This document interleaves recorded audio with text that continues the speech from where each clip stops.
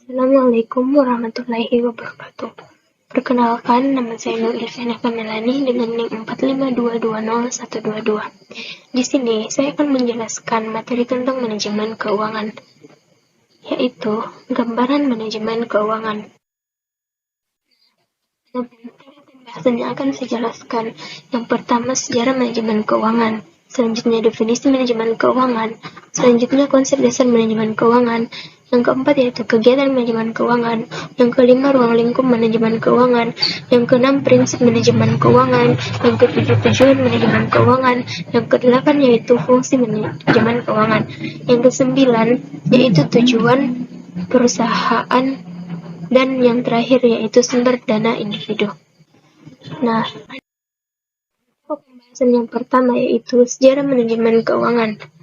Pada tahun 1900-an, istilah manajemen keuangan mulai muncul sebagai suatu bidang ilmu yang terpisah dengan ilmu-ilmu lain. Nah, pada manajemen ini mengkhususkan diri pada aspek-aspek hukum, misalnya merger, perluasan perusahaan, pembentukan perusahaan baru, tata cara hukum publik, dan penjualan surat-surat berharga. Yang kedua yaitu pada tahun 1929 sampai 1933, di mana perkembangan perusahaan bukan meningkatkan perekonomian negara, namun justru menyebabkan keluasan perekonomian. Pada sejarah ini, perkembangan bisnis tersebut tidak diimbangi dengan daya beli masyarakat. Di lain pihak, regulasi yang mengatur aktivitas perusahaan terlambat diterapkan, sehingga terjadi resesi.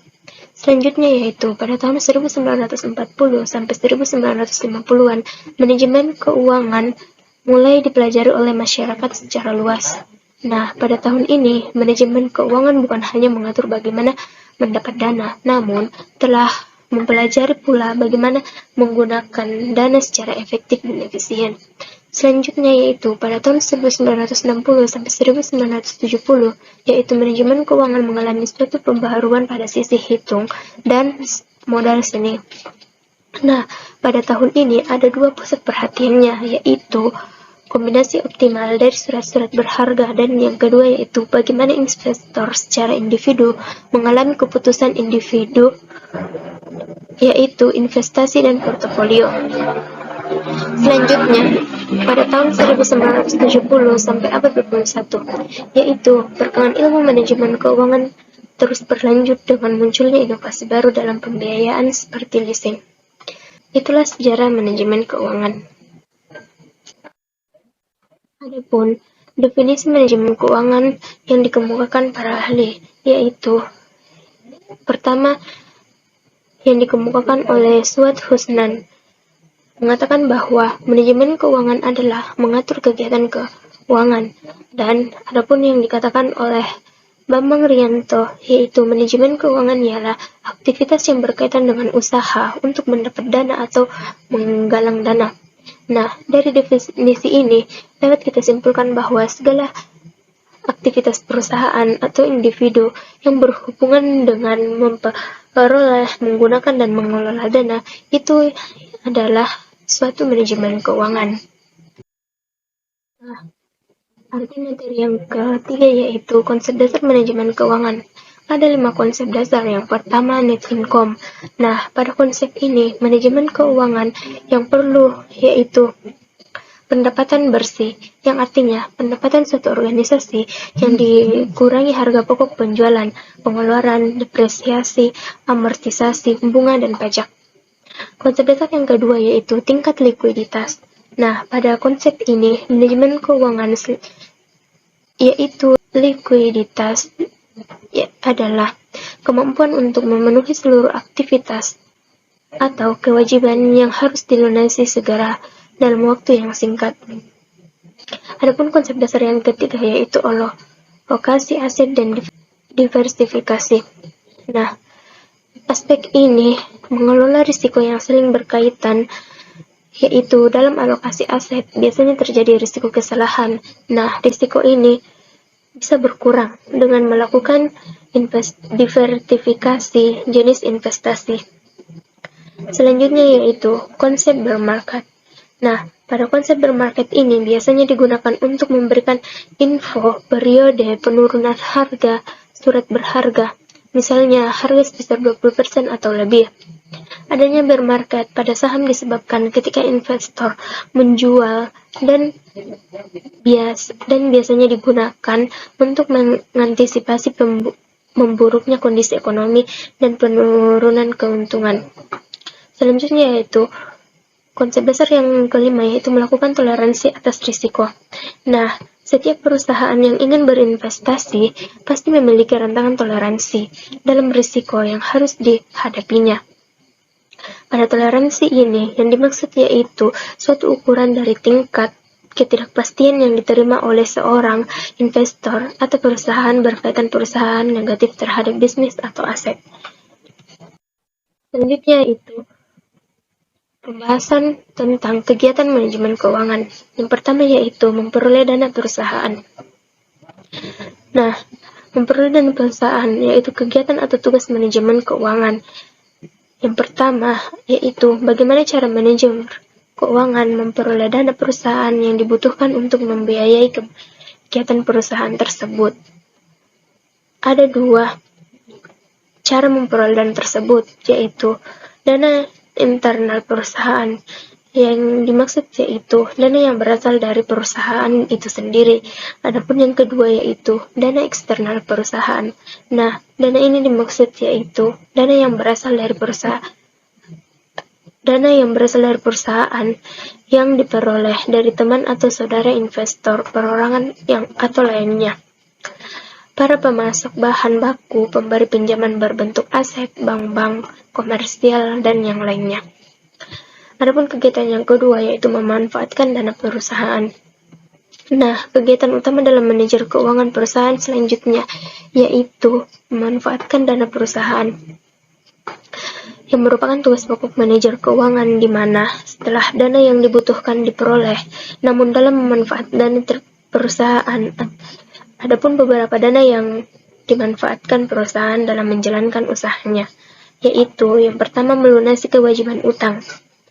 Dalam sebuah manajer keuangan, dana tersebut bisa dipergunakan untuk membayar utang yang sudah dalam keadaan jatuh tempo, di mana khususnya untuk utang jangka panjang yang umumnya bernilai besar, sebab apabila sebuah perusahaan tidak bisa atau gagal dalam membayar utang, maka akan menyebabkan perusahaan dipahilikan dan usaha akan tutup.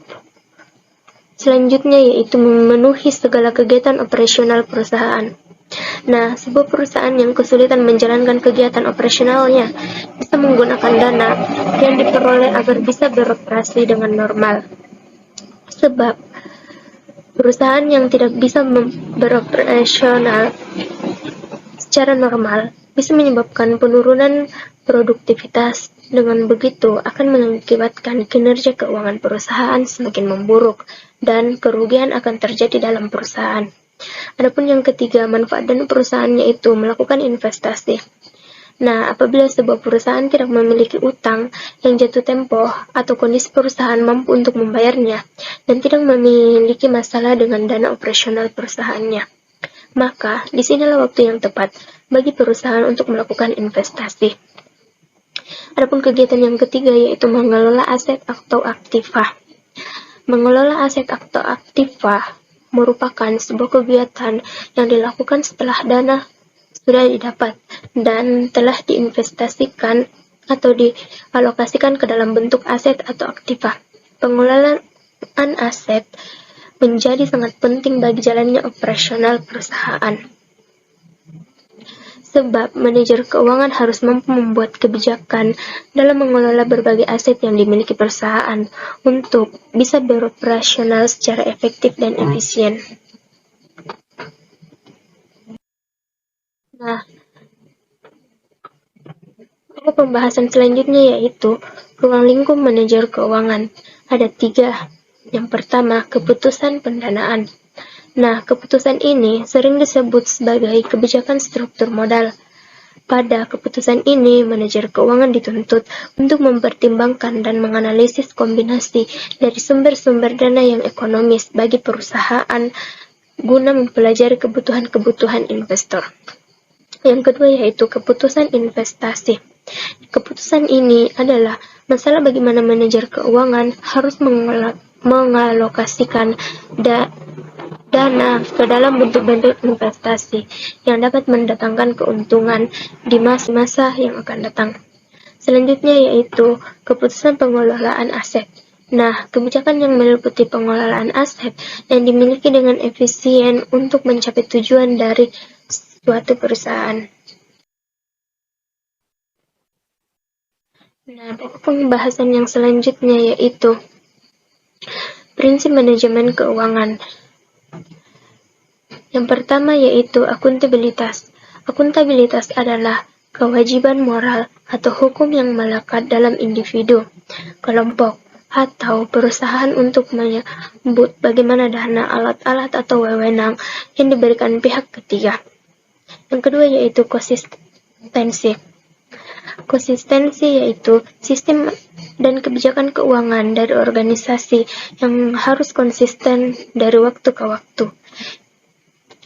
Yang ketiga yaitu kelangsungan hidup. Agar keuangan terjaga, pengeluaran organisasi di tingkat strategi hingga operasional wajib sejalan atau disesuaikan dengan dana yang diterima. Kelangsungan hidup merupakan suatu ukuran tingkat keamanan dan keberlanjutan keuangan organisasi.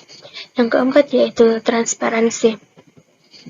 Perusahaan harus terbuka mengenai pekerjaannya, menyediakan informasi yang berkaitan dengan rencana dan aktivitasnya kepada para orang yang berkepentingan. Itulah yang dimaksud dengan transparansi. Selanjutnya yaitu standar akuntansi. Nah, standar akuntansi yaitu sistem akuntansi dan keuangan yang digunakan perusahaan yang harus sesuai dengan prinsip dan standar akuntansi yang berlaku di Indonesia. Hal ini berarti setiap akuntan di seluruh dunia dapat sepaham dan mengerti sistem yang digunakan. Yang keenam yaitu integritas. Nah, integritas dalam melaksanakan aktivitas operasionalnya, individu yang terlibat wajib memiliki integritas yang baik. Selain itu, laporan dan catatan keuangan juga harus dijaga integritasnya melalui kelengkapan dan keakuratan pencatatan keuangan. Adapun yang ketujuh yaitu pengelolaan. Nah, perusahaan harus dapat mengelola dan menggunakan dana yang telah diperoleh dengan baik dan menjamin bahwa dana tersebut digunakan untuk mencapai tujuan yang sudah ditetapkan oleh perusahaan. Selanjutnya yaitu pembahasan mengenai tujuan manajer keuangan. Yang pertama, menjaga arus kas. Ketika menjalankan dan mengelola sebuah bisnis, maka sangat penting mengetahui keluar dan masuknya uang kas. Memantau jalannya arus kas ini guna untuk mengetahui jika ada pengeluaran yang membengkak. Kalau sampai terjadi pengeluaran yang membengkak dan tidak segera dicari solusinya, maka bisnis akan mengalami kerugian. Adapun poinnya yang kedua yaitu mengoptimalkan laba. Nah, staf manajer keuangan memiliki tugas untuk mengawasi keuangan perusahaan.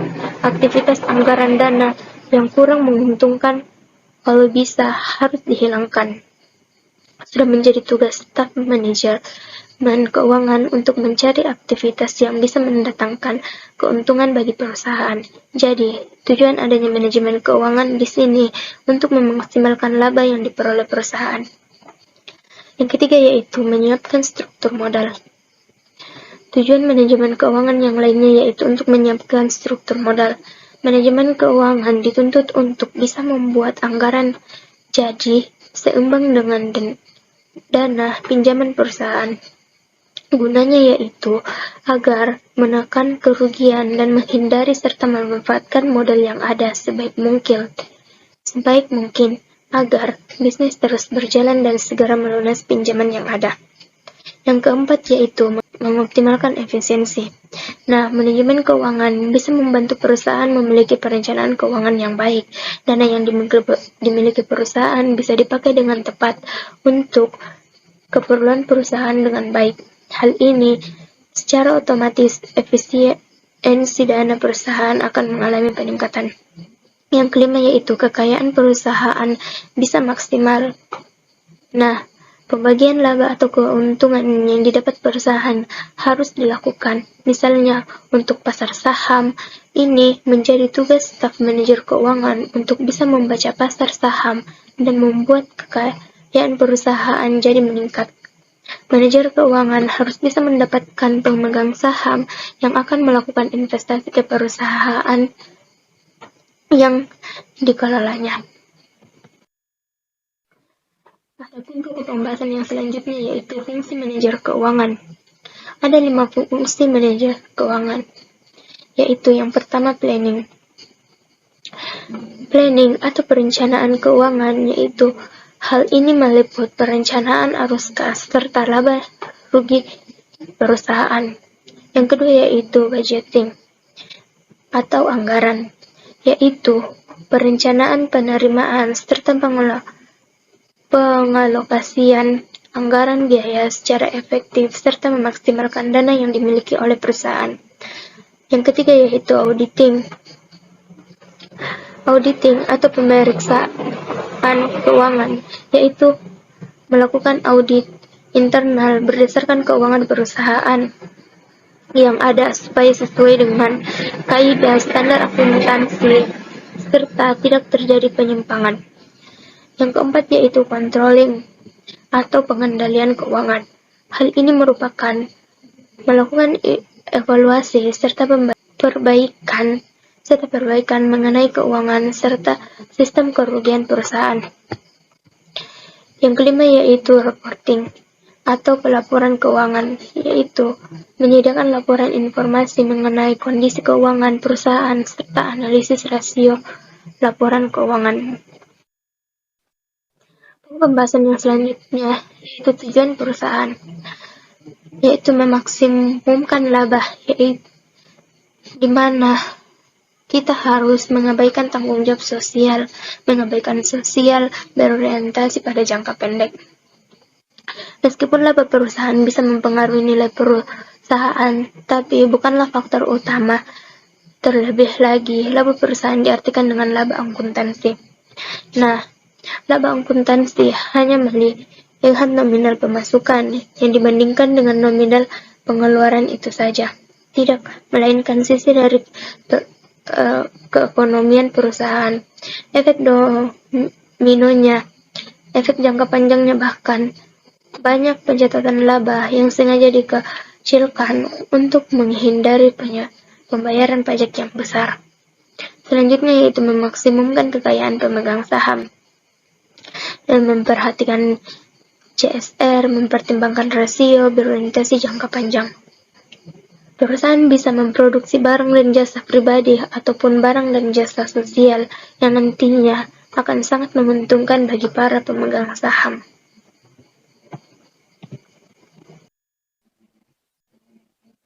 Selanjutnya yaitu pokok pembahasan yang terakhir, sumber dana individu. Nah, sumber dana individu ada 2, yaitu sumber dana aktif dan sumber dana pasif. Sumber dana aktif itu berasal dari gaji 2 juta atau sampai dengan 2,5 juta. Dan adapun sampingannya yaitu jualan, seperti jualan bakso online di Shopee, kafe, dan yang lainnya. Adapun sumber dana pasif yaitu seperti saham dan beasiswa. Ada 3 beasiswa, LPDP, seperti juga sama halnya dengan sawah dan kebun. Nah, itulah materi yang dapat saya sampaikan pada kesempatan kali ini. Kurang lebihnya mohon dimaafkan. Assalamualaikum warahmatullahi wabarakatuh.